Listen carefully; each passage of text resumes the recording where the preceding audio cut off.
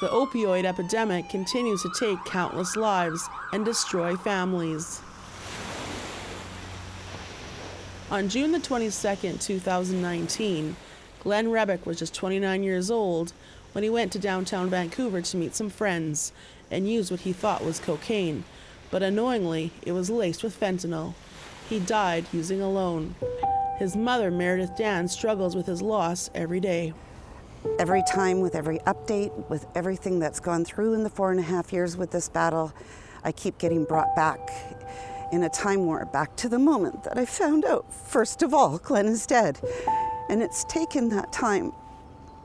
It's taken so much time for me to try to heal, because getting pulled back to that moment, I take 2 steps forward and 3 steps back. But now that this is over, I'm hoping after 4.5 years, I'll be able to start moving forward the way that Glenn would want and expect me to, instead of just being sad all the time. This countdown clock has been running on her phone since Glenn died. It's a constant reminder of that terrible day her life was torn apart. This opioid crisis, the severity of that fentanyl that it has and how strong it is and how it's killing so many people really needs to be addressed and understood, that it could happen to anyone. And the clock is ticking as officials are still scrambling to find solutions to this crisis. In 2016, an opioid epidemic was declared in Canada. Since then, it has taken the lives of over 38,000 people nationwide and counting.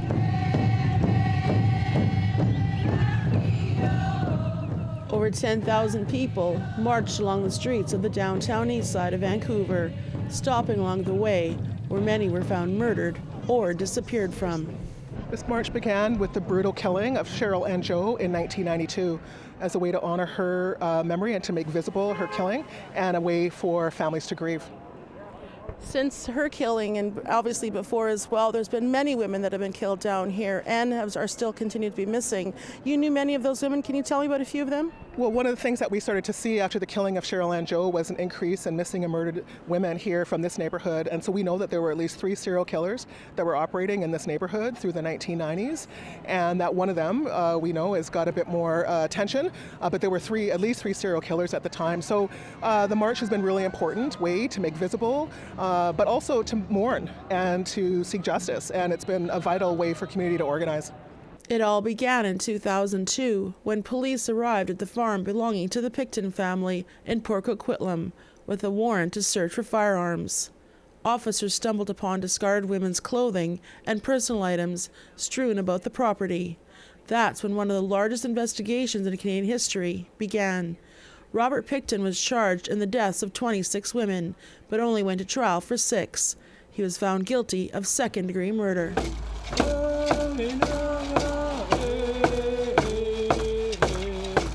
A candlelight vigil was held at the former property, where so many women lost their lives. The event is also meant to raise awareness about what they call a serious flaw in the judicial system. Lorelei Williams' cousin Tanya Holick's DNA was found on the property. Picton never went to trial for her murder, but Williams organized this event and was visibly emotional when speaking. This is what we have to live with, and the fact that he can apply just shows how much they don't care for us.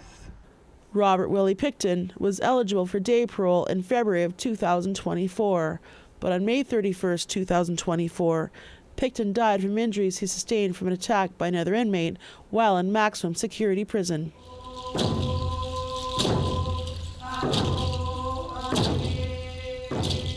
In September, the national organization overseeing doctors in Canada is seeking forgiveness at a ceremony in downtown Victoria. The racism and discrimination that Indigenous peoples and healthcare providers face is deplorable, and we are deeply ashamed. As the national voice of the medical profession, we are sorry for the actions and the inactions of physicians, residents, and medical students that have harmed Indigenous peoples. Known as the People's Premier, John Horgan was undoubtedly one of the most popular premiers in British Columbia's history. He served as premier for the New Democratic Party from 2014 to 2022, when he stepped down after announcing he had cancer. He is the only premier to be elected twice in BC. During his time in office, one of his major accomplishments was to be the first province in Canada to bring in the United Nations Declaration for the Rights of Indigenous People into law. It has truly been the honor of my lifetime to be the Premier of British Columbia, and I want to thank all of you for your very generous applause, and to all British Columbians, thank you for your service to a better world for all of us. It has been a tremendous ride. John Joseph Horgan lost his battle with cancer on November the 12th, 2024, but his legacy will live on. Tansei, on behalf of everybody at APTN National News' BC Bureau, we want to wish you a very happy holidays. I'm Tina House, and thanks for tuning in.